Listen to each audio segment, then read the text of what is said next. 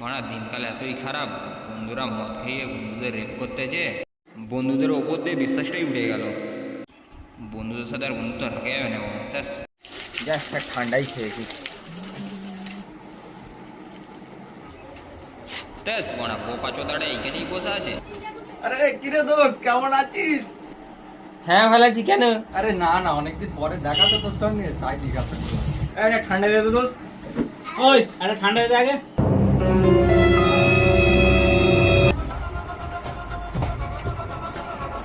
দোস্ত, ওপরে রুম ফাঁকা আছে, মদ খাওয়া হবে। কিরে তোর পেট তো দিন দিন বেরিয়ে যাচ্ছে। মারা ঠান্ডা খাবনি, তোদের দুজনের নিয়ে তো ভালো নাই। কি হলো রে? সত্যি তো মা, ঠান্ডা নিয়ে পালালো।